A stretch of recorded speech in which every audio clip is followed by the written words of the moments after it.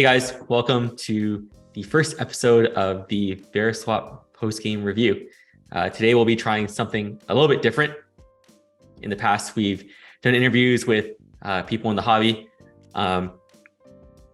This time we will be reviewing transactions that have occurred on the Veriswap platform. Through the Veriswap platform, we get to see a lot of interesting transactions that occur on a day-to-day basis.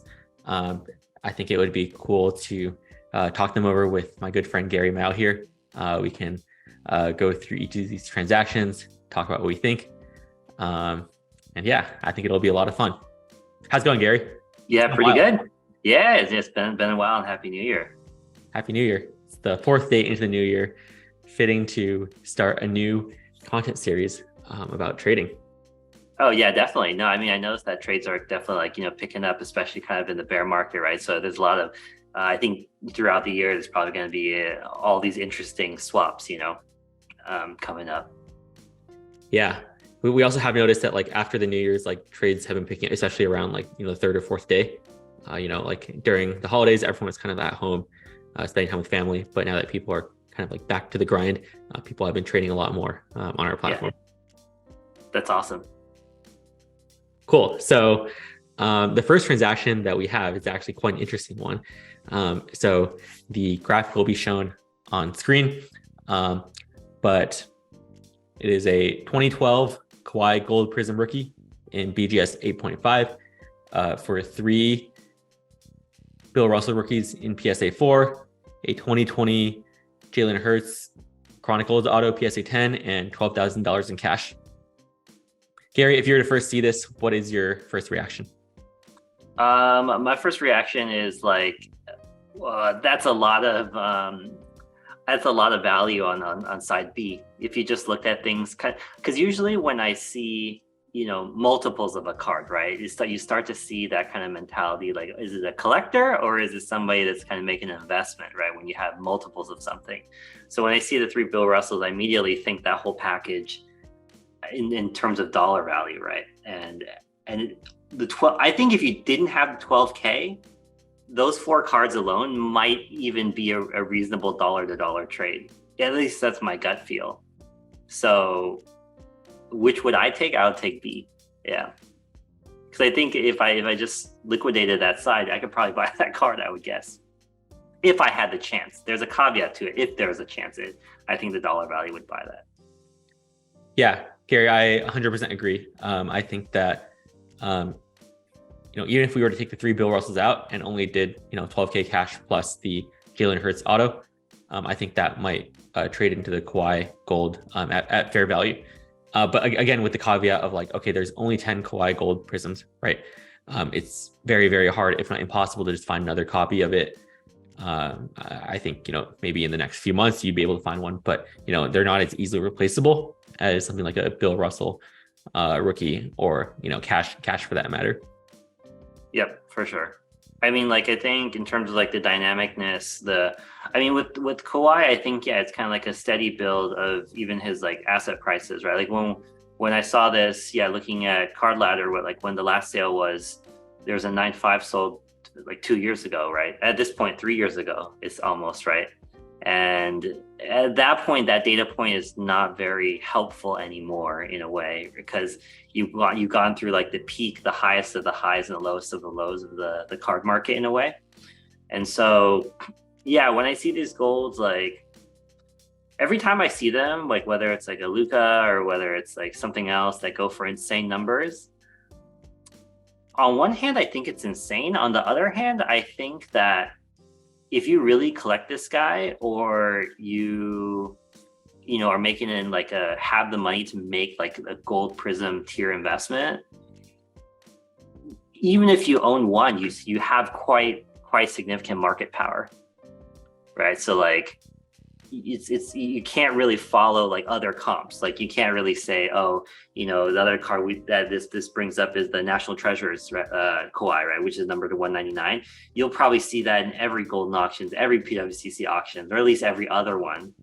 And that one, you don't really have any right to tell somebody, oh, this is the price I'm going to give, take it or leave it, because you're going to have 12 chances at it probably every year. This one, yeah, you can't say just because the if the national treasures have dipped 50% last 12 months, right? Like you can't really apply that as much because like this is definitely one of those like you might not get another chance to see it for a while, or you're gonna have to go through back channels to get an offer on it. Exactly. So it's like I feel like even if you see a public comp of like the card transacting, like that is almost less relevant. Whereas if you see like the NT, it sells all the time. And also like I guess keep in mind like for this year there is no 1-of-1 Prizm, right? This is the best Kawhi Leonard card. Whereas for 2014 onwards, maybe they started printing 1-of-1 blacks, right? But 2012 gold is the best parallel by far. And I think the 2012 are definitely triggers the nostalgia appeal, right? Like that was definitely like at the time was one of that kind of like doldrums of the hobby, and like people weren't exactly ripping boxes left and right of 2012 Prizm in 2012. And so I think now it's like a rather iconic design, right? Especially as Panini is gonna kind of transition over to Fanatics pretty soon, right? I think that the nostalgia will certainly grow for that one. I think I think from a collector standpoint, like A is certainly nicer, but I think from a pure dollar value, definitely B's got it. Yeah, no, I completely agree. That kind of begs the question though, right? It's like, do you think A should be worth more?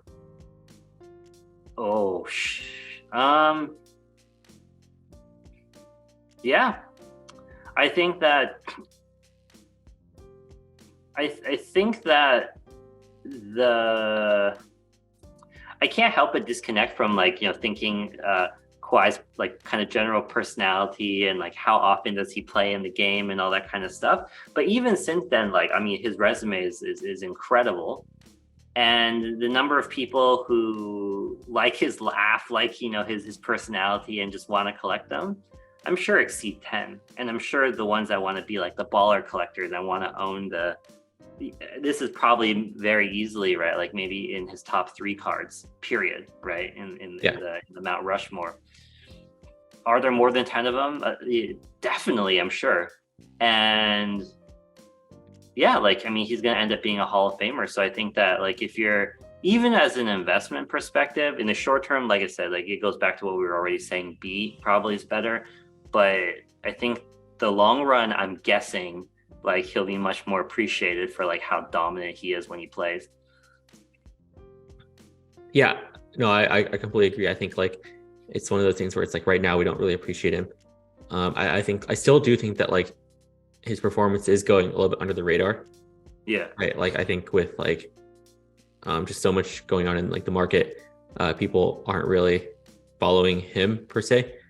But I think it might take some solid performance farther in order for that card to appreciate in value. But when it does, I think it will appreciate in value, right? Kind of like what happened like a few days ago with like Donovan Mitchell, right? Like his cards started like creeping out of the woodwork after like he dropped 71. Like maybe like if something of that scale happens to Kawhi, then like maybe something like this will cause the prices to increase. Yeah, he just doesn't have and I think part of it is just the way he has convinced the teams, right? Like of his load management. Like there's that saying, the best ability is availability, and he's like the exact antithesis of that. Like he literally makes himself like unavailable so many times, right? So even like the classic example of like the fan wanting to go see their favorite player, like how are you supposed to? I mean, you're in the perfect city in LA, right? And you can like you can build your legend, but you choose to play like half the time. That's kind of rough. But when you do, I mean, like every time I look on ESPN and I see a Clippers game, it's like you can tell whether he's in the game or not. You don't even have to look at ESPN Gamecast. You just see, are the Clippers getting blown out, or are the Clippers blowing out the other team, right? It's like it's a compliment to him, but then the fact that it happens like every other game is kind of too bad for the overall brand, I think. So you're saying if they're getting blown out, then he's not playing? Yeah. Yeah. Very interesting. I was also kind of like more on the topic of like, I think the gold Prizm is like undervalued relative to like the NT, right? Like we said earlier, like the NT to this year in 2012 was printed to almost 200 copies. Yeah. Whereas in other years it was printed to 99 copies. Yeah. But this is still approximately, no, it's maybe like 20 to 30% more than like the NT value. So I think that is a little bit undervalued. I also don't think that just generally the market prices in the high print run of 2012 NT RPAs. Yeah. Like, yeah, I think it's not worth significantly less than like the other years, which only have 99 copies. Oh, definitely. And then definitely it's like there's all these little things you can give that year of NT, right? Like the it's horizontal, not vertical. And then it's not like that general year was like kind of completely on fire either, right? Like there's not like a whole host of interesting people from that class. So by no means I don't think anyone would describe that particular design either as iconic. Whereas the design of that Prizm, even if it's not gold, right? Like that was one of like the favorite cards in, I think, LaMelo's year Prizm, when they decided to throw back to this Prizm design with some of the flashbacks. Yeah. Right. Like there was like the Dirks were selling for like 10K. I remember the LeBron sold for like 80. Like, so oof. Yeah, I mean, people clearly were like, I mean, that was just on the retro, right? So so people respected that design for sure. It definitely is a design too. It's just it's very indicative of its time. Yeah, I mean, like, yeah, I sold I think I sold LeBron BGS 10.5 for like 70, 75. To think that like that is worth way more than like this Kawhi gold rookie, that's ridiculous to me. I mean, given like it's not apples to apples comparison, but like that is a little bit crazy. Yeah, for sure. This is like the origin of it, right? And I think he would be the chase card of that year, right? LeBron? I mean, obviously in retrospect, at the time, definitely no, but like there is no other better card than him, is there? AD is this year. Oh. But like I feel like they're probably around the same value, right? If I had to just take a wild guess. Still had the problem with AD as going back to both are unavailable for different reasons. He's medically unavailable, like Kawhi is personally decides to be unavailable. And also I think unfortunately with AD is this whole big man bias, right? Like you can't get over the curse of the big man. The curse of the big man. Yeah. It's crazy how much more the LeBron is, though. I think didn't the LeBron in this year last sell for like 800K or something? The LeBron of the Kawhi year one? Yes. Yeah. It did some crazy amount. I think it was around 800. Yeah. The Kobe of this year also sold for a lot of money. I think it was maybe like 600 or 700. Yeah, I mean, whoever has like I'm sure there's somebody, right? Like the Nats of the world or somebody is going after the full set of this. Yeah. That would be a quite an epic set for sure. Yeah, the Kobe is absolutely stunning. So the other thing is like I think we were talking about earlier too is just like NT versus Prizm. There's something about it when it's like Prizm gold, it actually looks like jewelry. Yeah, like it looks quite elegant, whereas I think in recent years, like I think it's easy. It's not only me would say like Panini ran so many patterns and discos and shimmers that it kind of looks ridiculous. Like it just looks like the parallels don't mean anything. Like there's not like that ooh kind of factor. But whereas like at this time all the parallels you can get were pretty basic in a good way. I think like as the collector base tends to like mature and get older, they kind of lean towards simplicity and like elegance more than kind of like the perfect example would be the kabooms, right?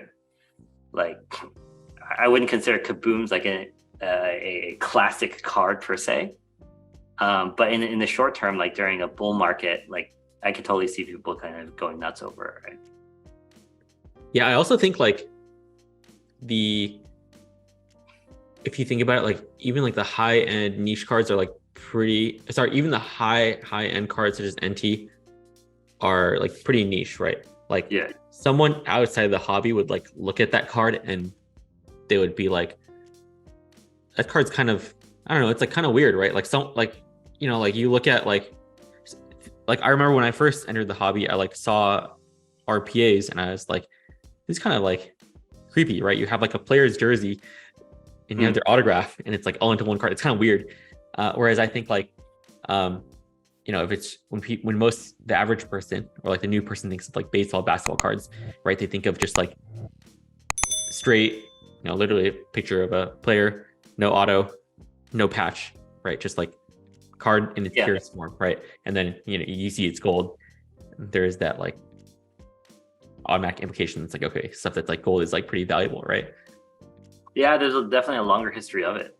Definitely. I mean, I think for like people who are new to the hobby, kind of the idea of the PA or the RPA is actually like not old at all, right? Like the first patch autos we've ever really seen came from just like during the millennium in like '01, at least for basketball. Yeah.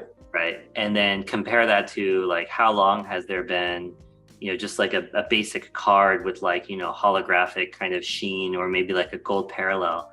Certainly we can probably date that back to like the 90s, right? Like definitely in like during the especially for the golden age that pulled me in and stuff like that, like the Kobe period with like finest, Topps Chrome, things like that. Like this is definitely, I mean, without question, this is influence, like that era influenced the Prizm era. And this is, like certainly the most classic example of that lineage, you know? Yeah, exactly. You kind of see the card in the purest form. There's no. Yeah. And now, like, we have Walmart jerseys. So, like, who cares? Right? So, like. Yeah. Another interesting thing that I wanted to bring up was like 2012 NT has doubled the print run of all other years of NT.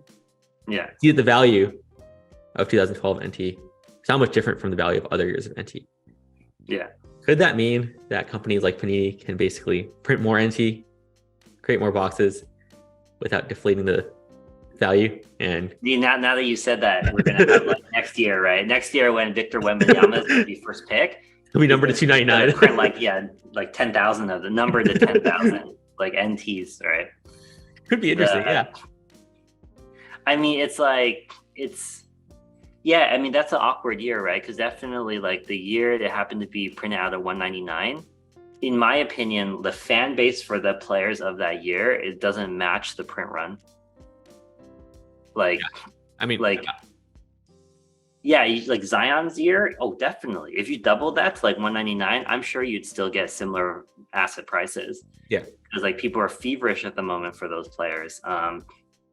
Kobe, you know, LeBron, like Wade, all those guys, like you probably could double the count and things wouldn't be terribly impacted. Yeah.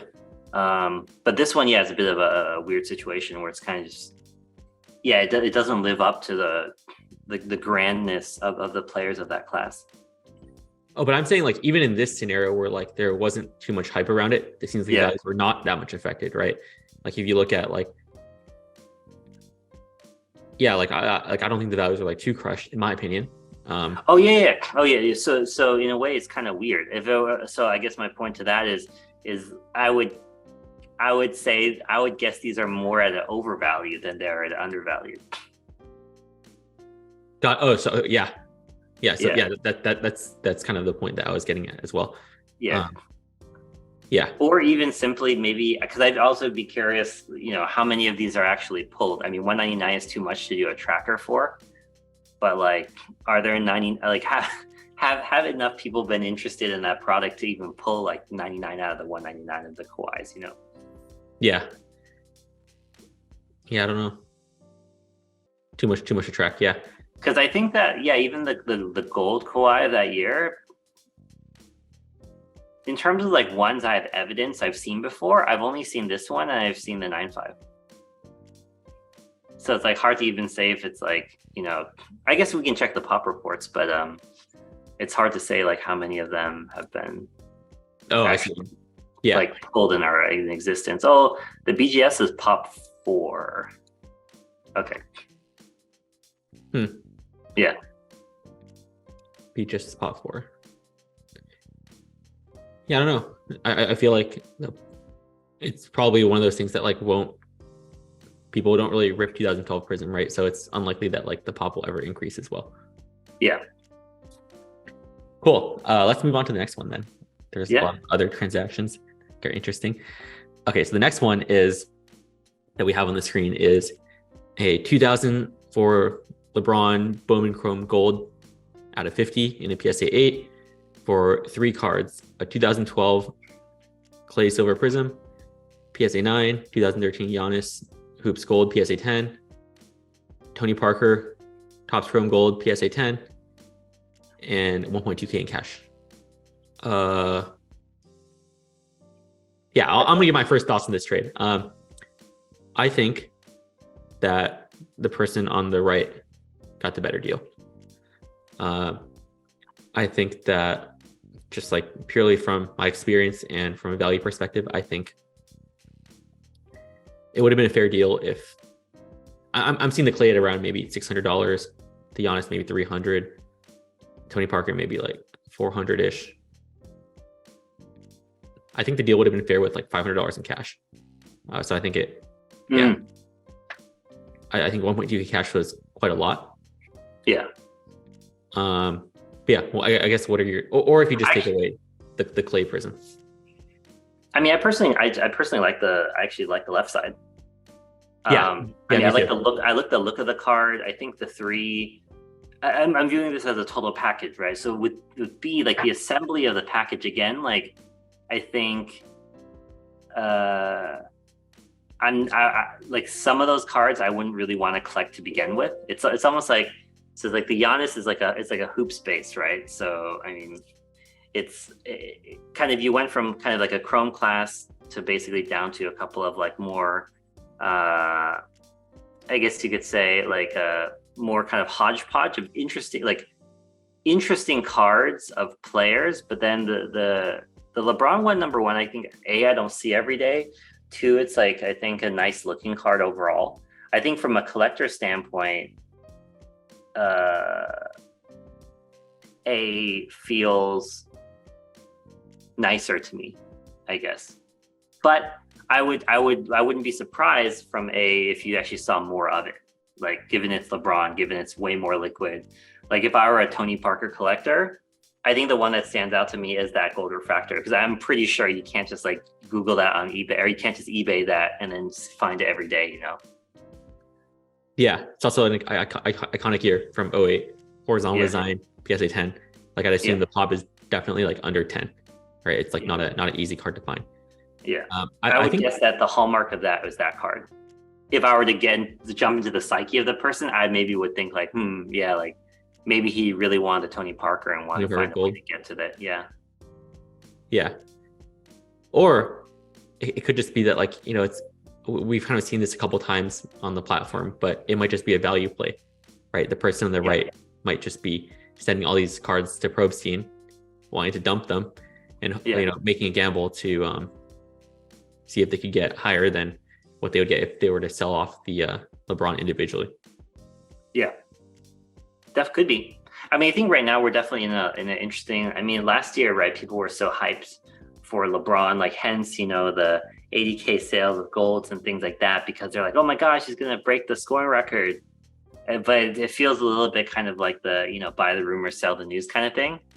Or if it's not that, then it's definitely this kind of maybe a combination of people were so hyped in the bull market, and the Lakers suck, and it's, in a way he's going to end up breaking the record in a very relatively unglorious fashion, I think. Yeah, it'll just happen, right? Yeah, it'll just happen, and then it'll be like a longevity. I think because people think of scoring titles, I think of scoring titles at least, it's supposed to be like adding to an example of your greatness.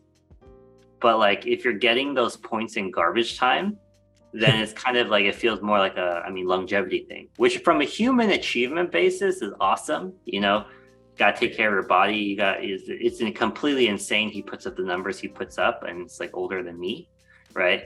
And but I think like as a person or as a fan base that's like used to watching him win and dominate, like to not have that component makes it feel a little bit different.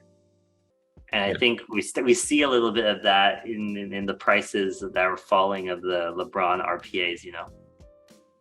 I mean, you don't even hear people talking about it, right? Like, I feel like a good barometer of what people think is like, when people post on like Instagram or Facebook, they're like, oh, LeBron's about to break the scoring record. This is why my card is worth 20% more. Kind of like what you see with like, like Hall of Fame, like when, whenever people are inducted into the Hall of Fame, right?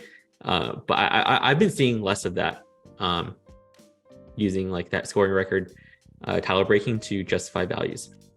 Yeah, I see more memes of LeBron like capping on things, like like pretending like he likes soccer or like predicting it. Those are so funny. Yeah. Yeah. My favorite one is like the one where he like pretends to read a book. Yeah. But I think this is kind of setting up well for him and his asset prices, because it for sure is going to be one of those things where by the time he hangs it up, people are going to be like, oh shit, he was really, really damn good, right? Like he was like the main character of the story for like a decade, right? Yeah. Whether he won or not, he was either the hero that won it or he's the final boss you had to beat. So yeah, I think people don't realize his greatness oftentimes until it's too late, right?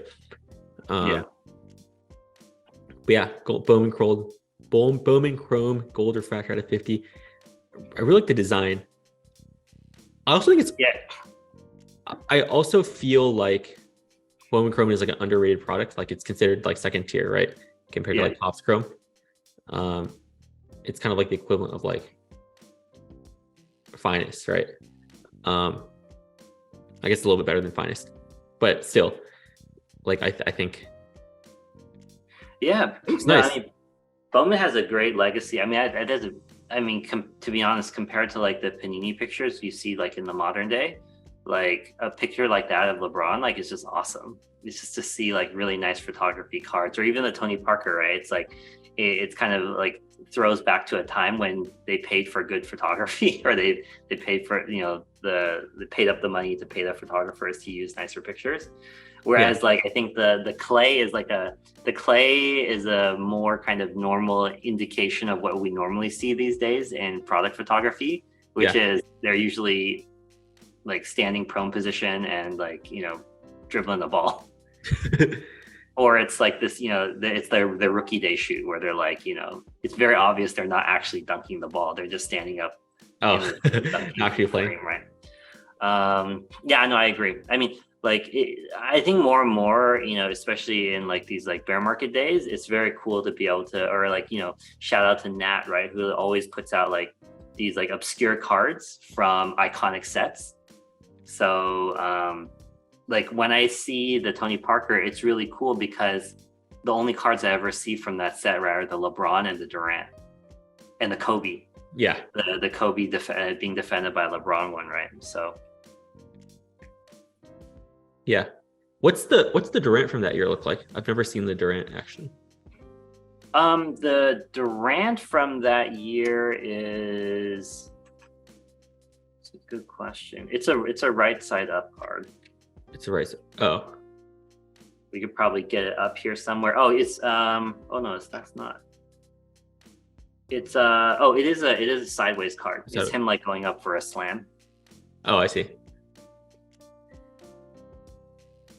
I like the horizontal design. I think Panini should one year do horizontal cards only. That would be really cool. Oh, they should. I mean, like clearly, right? Like, I think that was kind of one of the interesting things that like normally when Panini sees a hit, they print it out of existence, right? Like they hit it like really hard the next year, and they overprint. Like, I mean, for a period of time, right? LeBron's like Kobe tribute, even though it was kind of small in the frame, people really liked that card. It was like a chase card, people were so into it every time they hit it. in the Prizm boxes. So it's weird that they didn't really bring back like iconic, horizontal photos for the next year. That card is such an awesome card. I think it's a great card. I mean, that's what like I didn't get as much like the love for the retro card that year, the retro LeBron, but like whoever is out there, if they try to chase like the rainbow of that's pretty epic. That'd be massive. Yeah. Or if you have the black or the shimmer black or the nebula, like oof, those are great. Yeah. Yeah, let it be known that the gold was sold for what, 400K or something? The gold, yes, a lot of money. Because also that card, like, it's definitely one of those where you can price it by just like the normal, scarcity and how much people like Prizm. But then there's a lot of story behind that picture too, like even though it's a bubble, some people want to put like an asterisk on it, right? Like he did win the championship that year, right? Like he did the very year after Kobe died, and this is kind of like such a great commemorative piece of that, right? It goes back to another kind of essence of cards. Like we don't always have to obsess over rookies. Cards should mean something printed in meaningful years. Agree. I mean, like that's probably the second. You could even argue that's the first most iconic modern Panini Kobe card, LeBron card, right? Oh, definitely. No, 100%. Yeah. Maybe even more than 2012. Yeah. It just.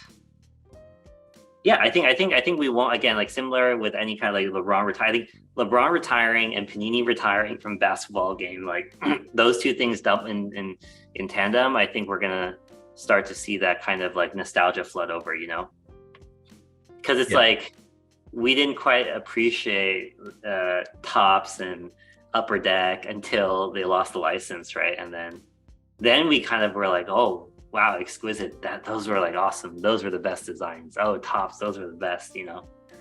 Yeah, so, I don't know if we'll say that about Panini, to be honest, but maybe you ask me in 3 years and my opinion will be different. We'll be like, oh, like Fanatics, like Panini was way better than Fanatics, but we'll see what happens. I mean, I think the Panini, I was going to say they'll be remembered for like their Timeless Moments 101, but to be honest, like the Timeless Moments is not a creative idea. It's literally just what Upper Deck did. Yeah, no, that's. And I think that it's in an interesting way because like Panini is so, in some regards, sometimes they just do such a terrible job at certain cards that in a way it's like all you have to do is just to bring back something that Upper Deck or Skybox did or Fleer did, and people were just like, wow, this is amazing design. This is the next best thing. Yeah. Let's talk about the next one. So let's see. We have a 2019 Julio Rodriguez Bowman Chrome Speckle Auto in PSA 10. Yeah. Mbappe Blue Prizm PSA 9 and a Edwards Silver Prizm PSA 10. Any thoughts? I mean, the B definitely is going to have lower liquidity for sure. Because you think so? Especially if you're trying, You think so? Well, I mean, I like in principle, right? Like I'm biased because I like the two sports on the B side more. But I think that really, if you're thinking from a money standpoint, certainly the time for that Mbappe, right, would be the next World Cup around. It's kind of like that kind of fevers kind of period. The Anthony Edwards right now, unfortunately, right, like he's definitely going through like a bit of a lull period with his team.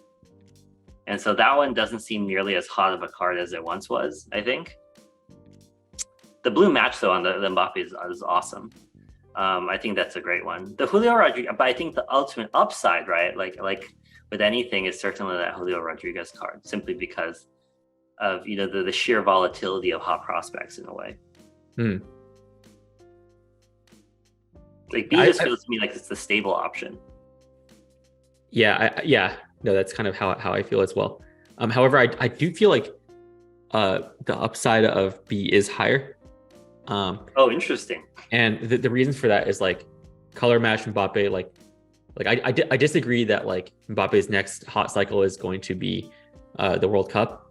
Like I think even though he didn't win this year, he made a big enough of a statement for people to, follow him.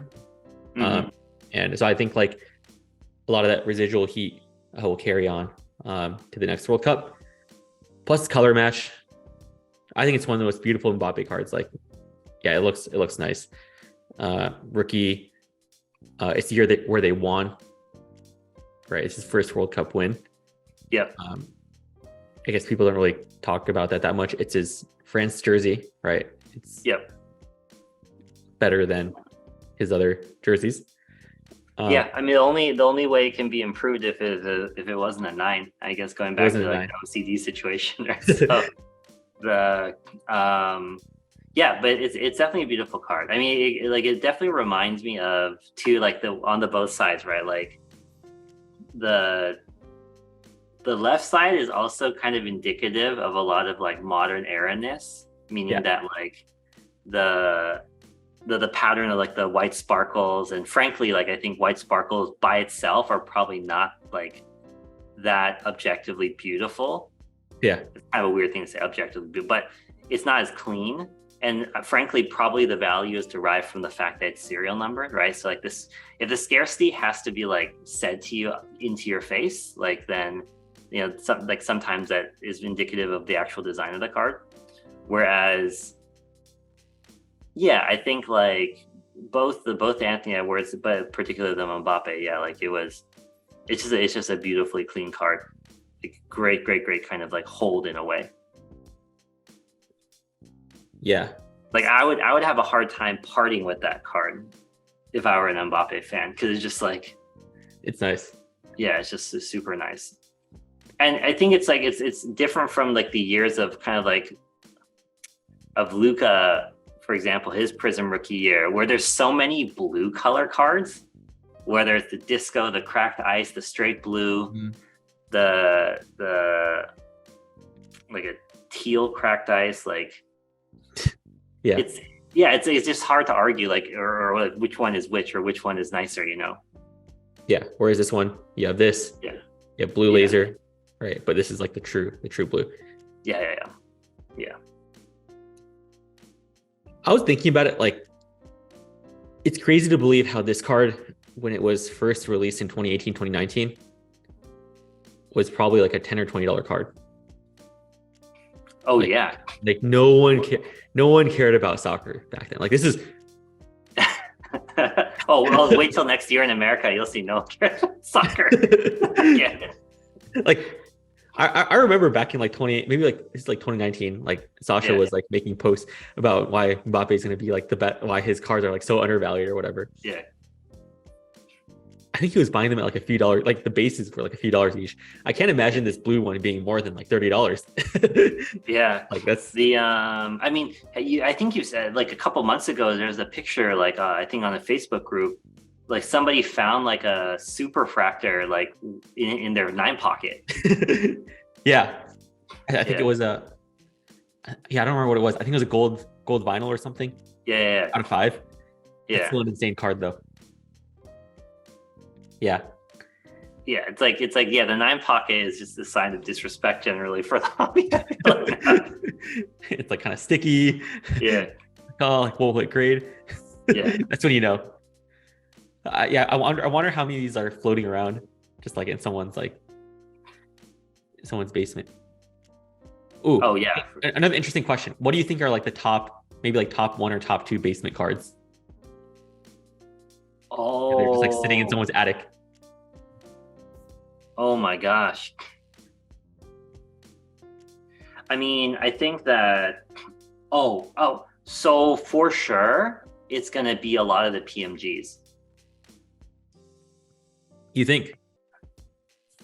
I think it came from an era when you first pulled it, it's not something I was like, oh my gosh, this is the greatest card ever. I'm going to go like either sell it or grade it. Because at that time, like metal wasn't like the hottest thing ever in my mind. Like at that time, the cards that you like oohed and awed at were like Finest and Bowman, like a Bowman Atomic Refractor. or like a finest gold refractor kind of thing. That's the one you kind of like showed off. I think like people didn't even see the PMGs all that much or like desired them all that much at that time, where I could totally see somebody just like, oh, that's a cool card. It's just, you know, they're so fundamentally different in color from the others. But the other thing about it, I think as a kid, like the one kind of PMG I saw, it didn't look as nice to me because you lose that whole like Marvel cartoon background and you almost get like basically a solid color. So I just assumed that like people kind of were like, I don't know.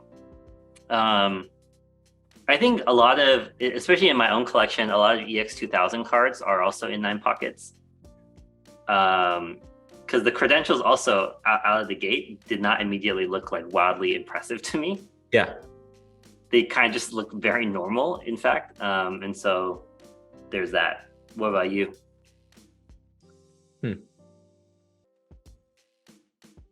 I feel like I would have to go with like some sort of like obscure racing card, like the Tops, not the Tops, like the Futera,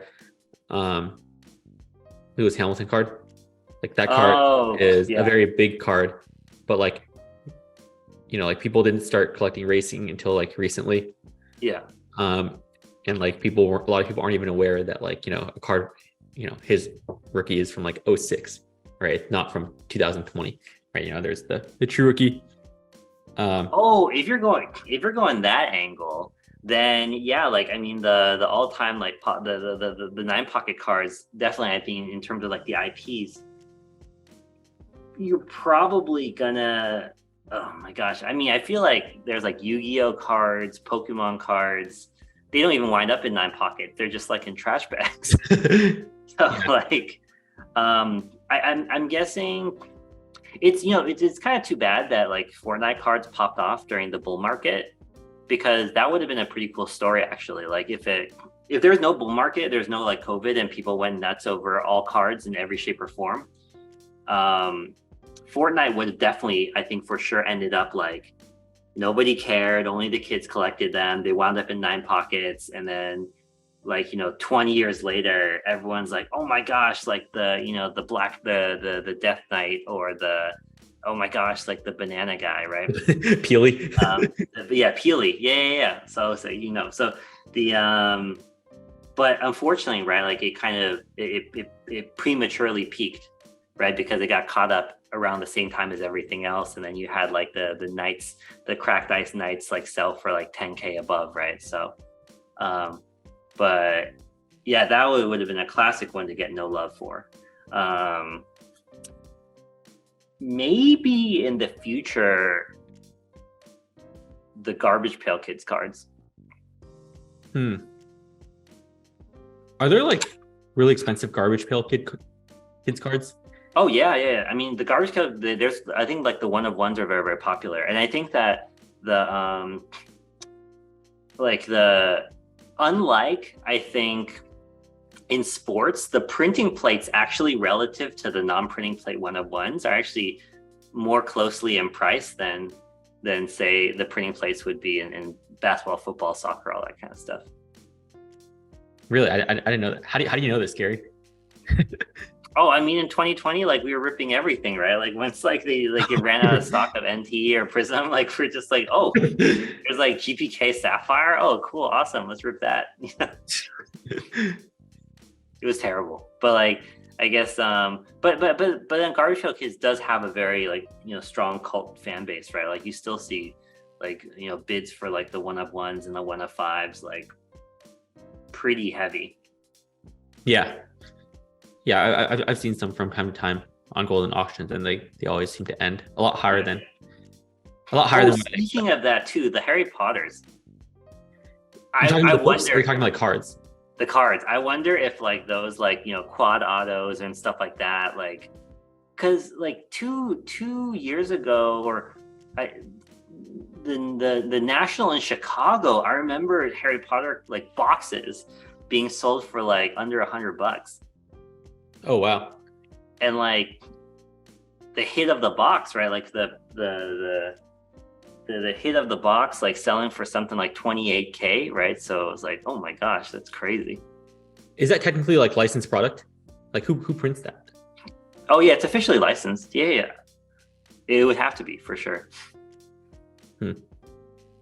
Yeah, I mean, we like you did send me a photo of like the Harry Potter triple auto, right? Like that's a Yeah. if you think about it, like that's very culturally relevant.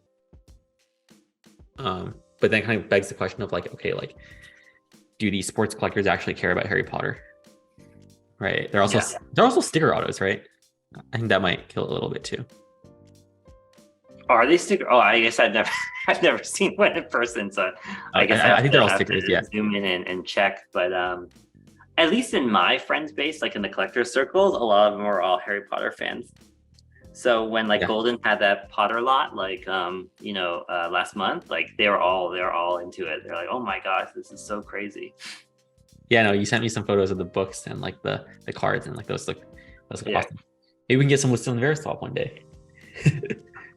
Oh, definitely. I mean, yeah, definitely get some Potter swaps happening. You should run a promo, like every Harry Potter swap is Potter free. swaps. Yeah. Yeah. Oh, this is interesting. Cool. Let's talk about one more, and then we can talk about the other ones later. So let's talk about the next one, the Luka Fastbreak blue in PSA 10 for a Luka Mosaic blue PSA 10, Trae Young Impeccable signatures PSA 10, and 2020 Maxey Contenders Optic blue PSA 10. Yeah.